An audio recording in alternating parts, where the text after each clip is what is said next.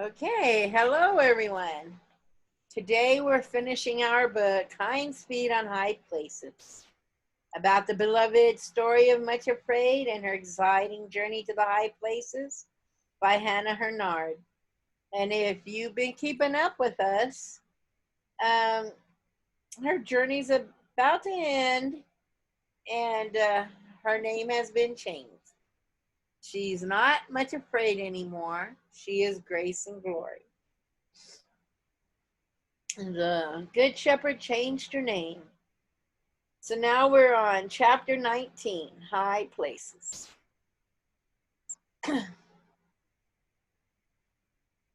Grace and Glory, with her handmaidens, Joy and Peace, stayed up on the high places for several weeks, while all three explored the heights and learned many new lessons from the king. He led them himself to many places and explained to them as much as they were able to understand at that time. He also encouraged them to explore on their own, for there are always new and lovely discoveries to make up there on the high places. Even these high places were not the highest of all.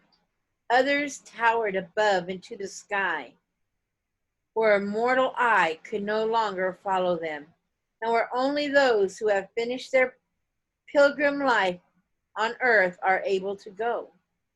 Grace and Glory and her friends are on the lowest, the beginner slopes, in the kingdom of love, and these were the parts which they were to explore and enjoy at this time.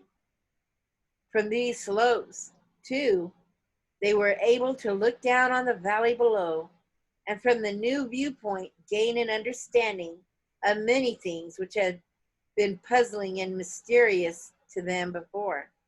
From beneath, they had not been seen clearly, and even then only a small part had been visible.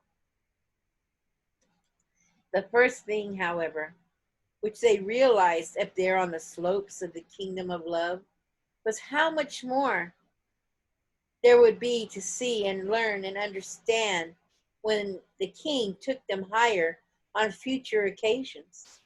The glorious view which they now enjoyed was but small in comparison with all that lay beyond, and would be visible only from yet higher places above. It was now perfectly evident to them that there must be ranges upon ranges of which they had never dreamed, while they were still down in the narrow valleys with their extraordinary limited views. Sometimes, as she looked on the glorious panorama visible from these lowest slopes in the kingdom of love, she found herself blushing as she remembered some of the dogmatic statements which she and others had made in the depths of the valley above the high places and the ranges of truth. They had been able to see so little and were so unconscious of what lay beyond and above. If they had been If that had been the case while down in the valley, how much more clearly she would now realize that even up on those wonderful slopes, she was only looking out on a tiny corner of the whole. She never tired of looking from the glorious new viewpoint on the first slopes of the kingdom of love and seeing it all from a new perspective. What she could see and could take and almost intoxicated her with joy and thanksgiving, and sometimes even with inexpressible relief. Things which she had thought dark and terrible, and which had made her tremble as she looked up from the valley because they had seemed too alien to any part of the realm of love, were now seen to be but parts of the great and wonderful whole. They were so altered and modified that as she saw what they extended into, she wondered at having been so blind and stupid and having had such a false idea about them. She began to understand quite clearly the truth cannot be understood from books alone or by any written words, but only by personal growth and development in understanding, and that these things written, even in the book of books, can be astonishingly misunderstood, while one still lives on the low levels of spiritual experience and on the wrong side of the grave on the mountain. She perceived that no one who finds herself up on the slopes of the kingdom of love can possibly dogmatize about what is seen there, because it is only then that she comprehends how small a part of the glorious whole she sees. All she can do is gasp with wonder, awe, and thanksgiving, and to long with all her heart to go higher, to see and understand more.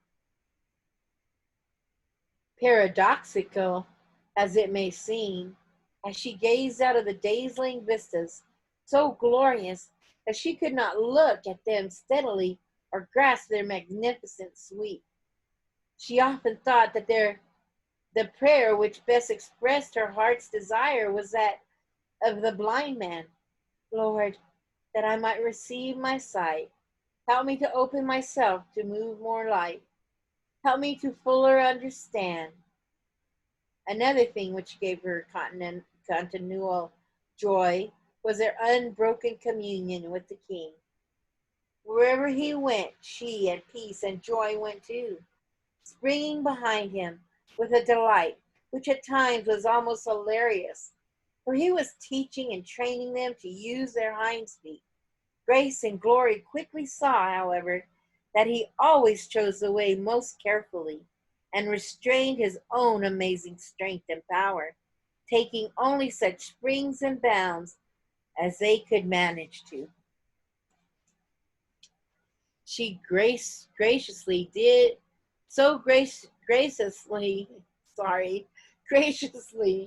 did he adapt himself to what was possible to their newly acquired capacity, that they scarcely recognized in the exhilaration of leaping and skipping like hinds on the mountains, that had he really extended his powers, they would have been left behind completely.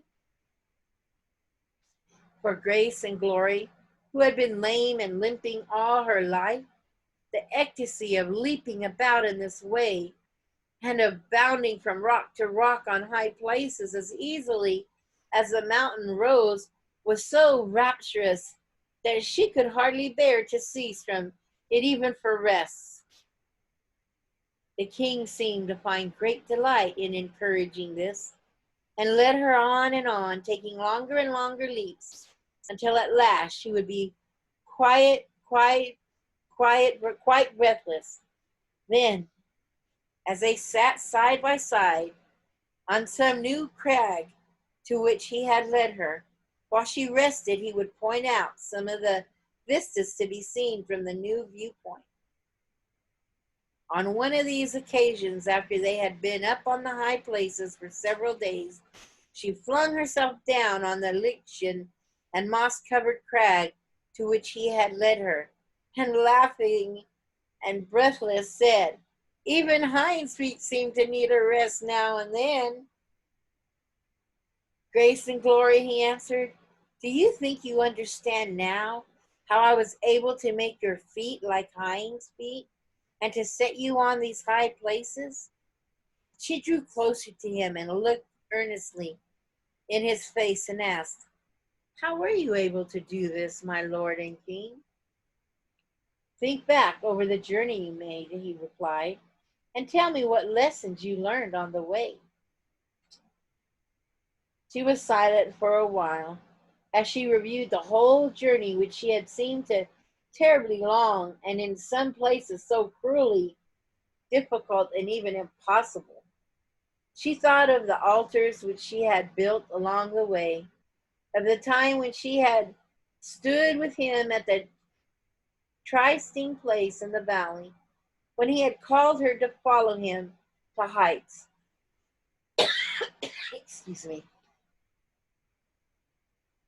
She remembered the walk to the foot of the mountains, the first meeting with suffering and sorrow, and of learning to accept their help. She recalled the shock of what had seemed such a breathtaking detour down into the desert, and of all the things which she had seen there.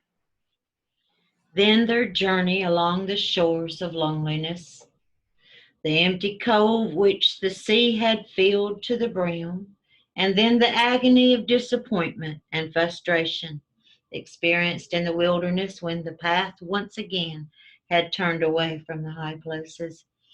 She remembered crossing the great sea wall, walking through the woods and valleys until the rapturous moment when the path had turned back toward the mountains. Her thoughts turned to the precipice of injury, the forest of danger and tribulation, the great storm during which they had sheltered in the hut, and then the mist, the endless mist, and the awful moment when the path suddenly led down into the valley of loss, and the nightmare abyss of horror into which she had looked when she had thought of turning back.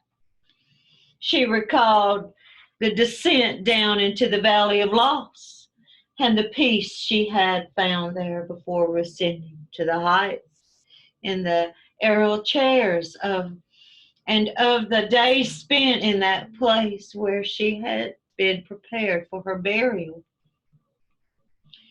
Then that last agonizing ascent and the cave where they sheltered from the floods and where she had been tempted to cast away the promises. Then the spring called Mara, and finally the mist-shrouded grave up among the peaks where she had been to the altar. Oh, how little she imagined when first she set out on the strange journey, what lay ahead of her, and the things which she would be called upon to pass through. So for a long time she sat silent, remembering, wondering, and thankful. At last she put her hand in his and said softly, "My Lord, I will tell you what I learned." "Tell me," he said gently. "First," said she, "I learned that I must accept with joy all that you allowed to happen to me on the way and everything to which the path led me. That I was never to try to evade it, but to accept it and lay down my own will on the altar and say, 'Behold me, I am thy handmaiden.' Acceptance with joy." He nodded without speaking, and she went on. "Then I learned that I must bear all that others were allowed to do against me, to forgive, and with no trace of bitterness, and to say to thee, 'Behold me, I am thy little handmaiden, bearing with love, that I may receive power to bring good out of this evil.'" Again he nodded, and she smiled still more sweetly and happily. "The third thing that I learned was that you, my Lord, never regarded me as I actually was, lame and weak and crooked and cowardly. You saw me as I would be when you had done what you promised and had brought me to the high places when it could be truly said, 'There is none that walks with such a queenly ease, nor with such grace as she.' You always treated me with the same love and graciousness as though I were a queen already and not a wretched little much afraid." Then she looked up into his face, and for a little time she could say no more. But at last she added, "My Lord, I cannot tell you how greatly I want to regard others in the same way."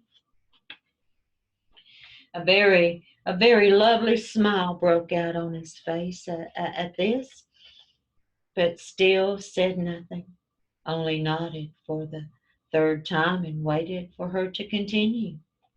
The fourth thing she said, with a radiant face, was really the first I learned up here.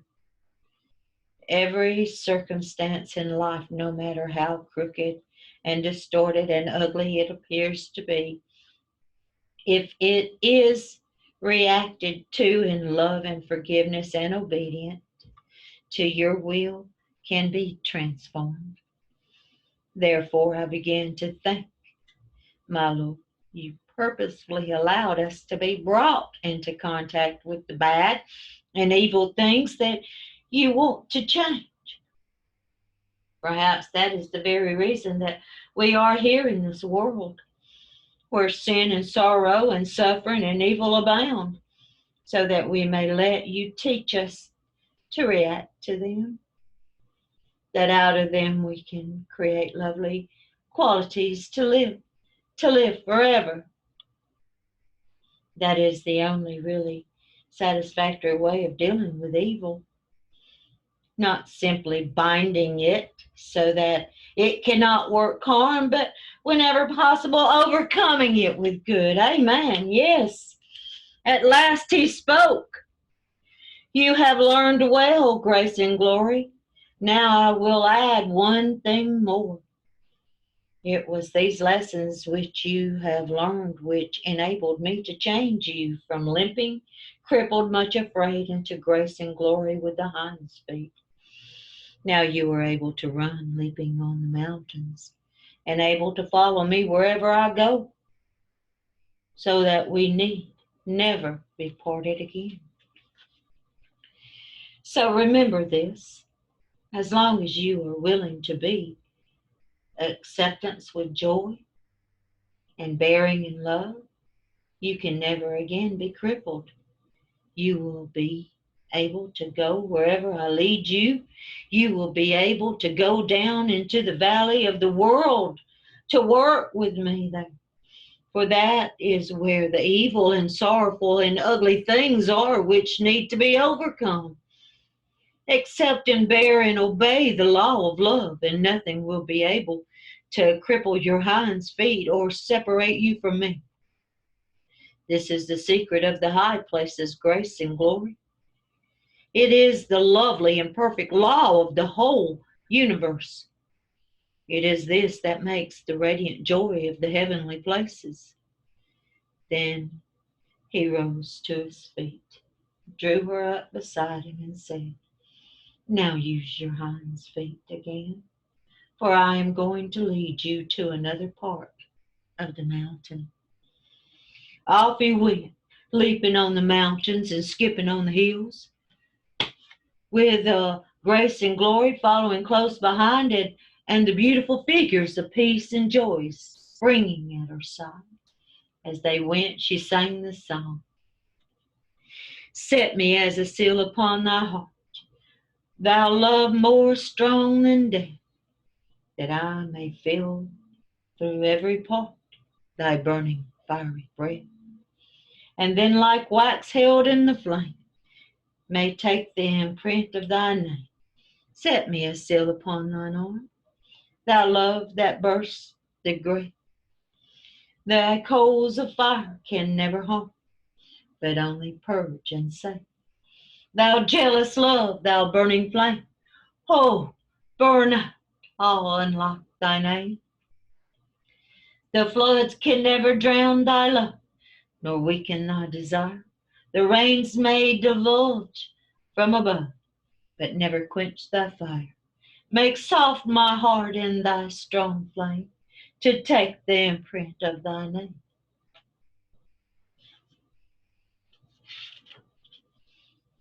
Return to the valley. The place to where the King of Love now brought them was a most beautiful valley among the peaks of the high places. The whole of this sheltered spot was laid out in quiet gardens and orchards and vineyards. Here grew grew flowers of the rarest beauty and lilies of every description.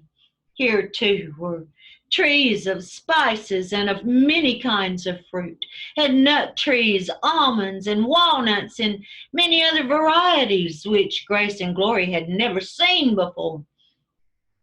Here the king's garden was always busy, pruning the trees, tending the plants and the vines, and preparing beds for new seedlings and tender shoots. These the king himself transplanted from the soil and conditions in the valleys below, so that they might grow to perfection and bloom in their valley high above, ready to be planted in other parts of the kingdom of love, to beautify and adorn it whenever the king saw fit. They spent several delightful days watching the gardens as they worked under the gracious supervision of the king himself, and accompanying him as he walked in the vineyards, teaching and advising those who tended the vines. One day, however, Grace and Glory, with her 2 attendants, walked to the end of the valley and found themselves on the very edge of the high places. Yes, on the very edge, from which they could look right down into the low places far below. As they stood there, they saw a long green valley between 2 chains of mountains, through which a river wound like a ribbon of light.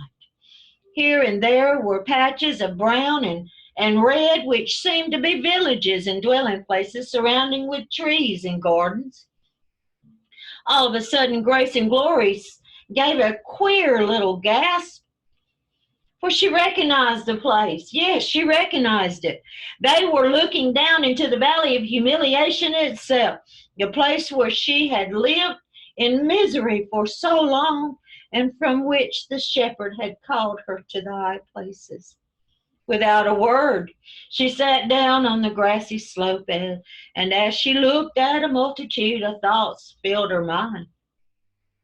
Down there was the little white cottage where she had lived, and the pastures where the shepherds tended the king's flocks. There were the sheepfolds and the stream where the flocks went to drink, and where she had met the shepherd for the first time in that valley. Yes, were all her fellow workers and the friends among whom she had lived, and with whom she had enjoyed such happy fellowship. Others she had known were there too. Away on the outskirts of the village was the cottage where her Aunt Dismal Forebodings lived, and where she had spent her miserable childhood with her cousins, gloomy and spiteful and craven fear. Oh, as she thought of them and their wretched extents of pain, of compassion and pain shot through her heart. Poor Aunt Dismal, trying to hide the fact that her heart was broken by the unhappy marriages which her 2 daughters had made, and embittered by the shameful doings of her darling son. She saw the dwellings of her other relatives, the manor house where old Lord Fearing lived, tortured by his failing powers and his dread and approaching death. There was the house where Pride lived, and near it the homes of bitterness and resentment, and under those dark trees lived miserable self-pity. She recognized the dwelling places of those who had so harassed her on her journey to the high places, and round about were the homes of other inhabitants of the valley, people who hated or despised or rejected the shepherd. As Grace and Glory sat looking down into the valley, the tears welled into her eyes and her heart throbbed with pain, 2 sensations which she had completely forgotten up there on the high places. Suddenly she discovered that her feelings toward her relatives and those who lived down there in the valley had undergone a complete change, and she saw them in a new light. She had thought of them only as horrible enemies, but now she realized that they were just miserable beings, such as she had been herself. They were indwelt and tormented by their different, besetting sins and ugly natures, just as she had been by her fears. They were wretched slaves to the natures which gave them their names. And the more horrible the qualities which characterized them, the more misery they endured, and the more we should show them compassion. She could scarcely bear the thought. Yet for so many years, she had not only feared but also condemned them, had actually disdained their misery, telling herself it was their own fault. Yes, she detestable, fear enslaved, much afraid, had actually dared to disdain them for the things which made them so wretched and ugly when she herself was equally wretched and enslaved. Instead of a fellow feeling of compassion and passionate desire that they might be delivered and transformed from the pride and resentment and bitterness which made them what they were, she had just detested and despised them. When she thought of that, she turned to Joy and Peace, who were sitting beside her, and cried out desperately, "Can nothing be done for them down there in the valley? Must my Aunt Dismal be left unhelped? And poor Spiteful and Gloomy too? And those cousins who went so far with us on the way to the high places, trying to turn us back? If the shepherd could deliver me, grace and glory, from all my fears and sins, couldn't he deliver them also from the things which torment them?" Yes, said Joy, who had been sorrow. If he can turn sorrow into joy, suffering into peace, and much afraid into grace and glory, how can we doubt that he can change pride and bitterness and resentment and self-pity too? If they would but yield to him and follow him, and your Aunt Dismal could be changed into praise and thanksgiving, and poor Gloomy and Spiteful also. We cannot doubt that it could be done, that they could be completely delivered from all the things which torment them.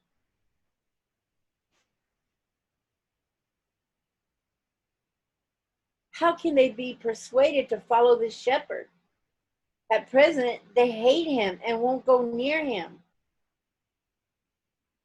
Then Peace, who before had been suffering, said quietly, I have noticed that when people are brought into sorrow and suffering, or loss or humiliation, or grief, or into some place of great need, they sometimes become ready to know the shepherd and to seek his help. We know, for example, that your Aunt Dismal is desperately unhappy over the behavior of poor Craven Fear, and it may be that she would be ready now to turn to the shepherd, that she would be ready now to turn to the shepherd. Then poor Gloomy and Spiteful are so wretched that though they felt no need of the shepherd before, it is very possible but that now is the time to try to persuade them to seek his help. Yes, exclaimed Grace and Glory, I am sure you are right. Oh, if only we could go to them, if only there were some way of helping them to find what we have found. At that very moment, close at hand, sounded the voice of the king. He came and sat down beside them. looked with them down into the valley so far below, and said gently to Grace and Glory, "Thou that dwellest in the gardens, the companions hearken to thy voice, me to hear it." Cant 8:13. Grace and Glory turned to him and laid her hand upon his arm. "My Lord," she said, "we were talking about the people who live down there in the Valley of Humiliation. They are my relatives, you know, all of them. You know all of them.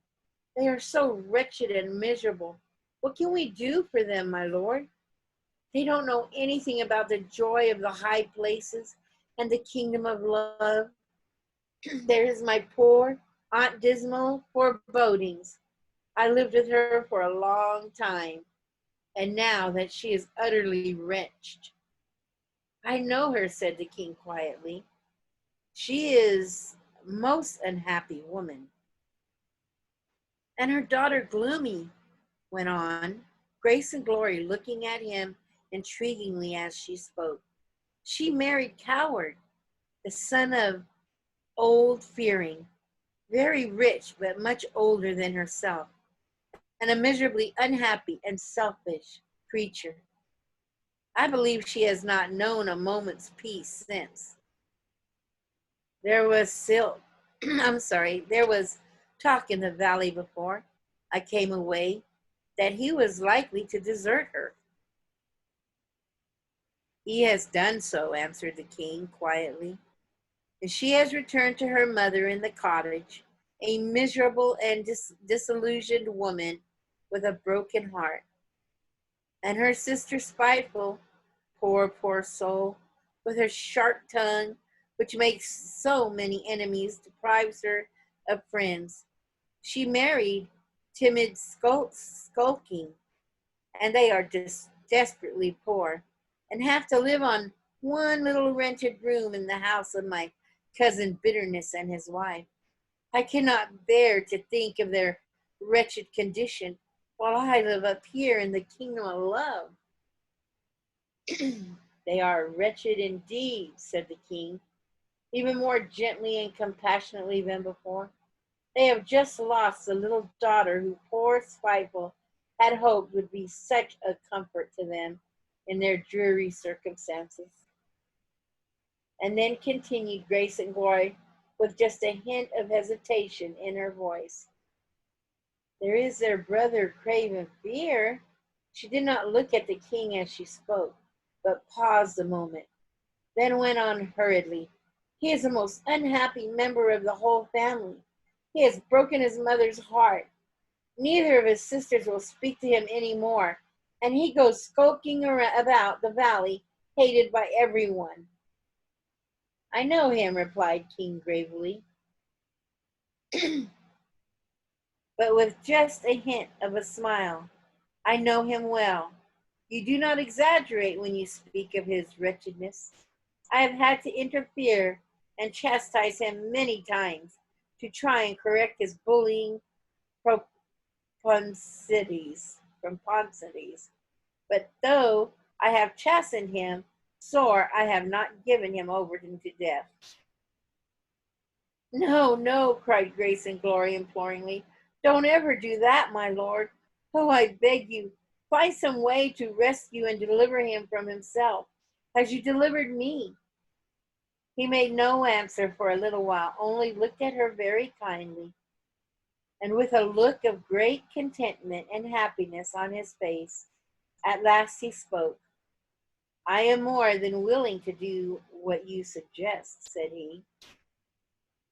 "But, Grace and Glory, these unhappy souls we are speaking about will not allow me into their homes, nor even permit me to speak to them. I need a voice to speak for me, to persuade them to let me help them." "I see what you mean," she cried joyfully. "We will go down with you and speak to them, and show what you have done for us, and what you are willing and able to do for them." "Do you think they will listen to you?" he asked, smiling at her very gently as he spoke. "No, I don't think it. at all likely, at least not at first, she answered. I was not at all the sort of person to make them want to listen to me. I did not behave at all lovingly to them. But you will tell me what to say. You will teach me, and I will say it for you. Oh, my Lord, let us make haste and go down there. When they see what you have done for me, when they see peace and joy, I do think in the end they will want you to help them too. It is because they have lied to themselves about you and have persuaded themselves that you cannot do them good that they resist you and turn from your help. But we will plead with them, especially now, my Lord, when they are so unhappy, so despised by others. Their very misery and loneliness and sorrow will make them more willing to listen to news of your grace and of your desire to help them. True, he agreed. That is just what I think. This is indeed a specially favorable time for us to go down and try to help them. He rose to his feet as he spoke. She sprang up too, and all four stood joyfully and radiant on the edge of the high places, ready to go leaping down to the valley again. Then Grace and Glory saw that the great waterfall quite close at hand was leaping down to the valley too, with a tumultuous, joyful noise of many waters singing as they poured themselves down over the rocklet. From the highest we leap and flow to the valleys down below. Sweet as surge and sweet as will to go lower, lower still. Suddenly she understood. She was beholding a wondrous and glorious truth. A great multitude whom no man could number brought like herself by the King to the kingdom of love and to the high places, so that they could now pour out their lives in the gladdest abandonment, leaping down with him to the sorrowful, desolate places below, to share with others the life which they had received. She herself was only one drop among that glad, exultant throng of self-givers, the followers of the kingdom of love, united with him, and with one another, each one equally blessed and beloved as herself. For he loves each one of us, she said to herself, as though there were only one to love. The thought of being made one with the great fall of many waters filled her heart with ecstasy, and with a rapturous joy beyond power to express. She too, at last, was to go down with him, pouring herself forth in love's abandonment of self-giving. He brought me to the heights just for this, she whispered to herself, and then looked at him and nodded.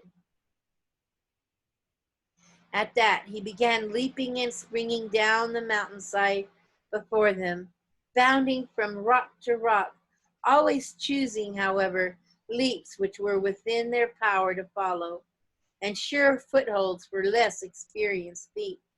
Behind him went Grace and Glory with joy and peace beside her, leaping down, just as the waters leaped and sang beside them.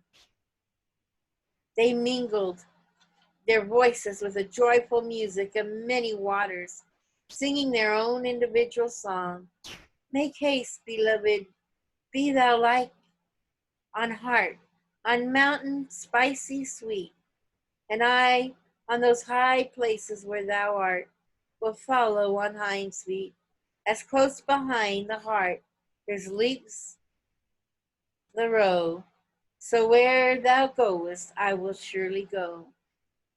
That, as perhaps you know, is the last verse of the Song of Songs, which is Solomon's, but for Grace and Glory, it was the beginning of a new song altogether. And that Amen. is it. Yes. Amen. The Amen. end.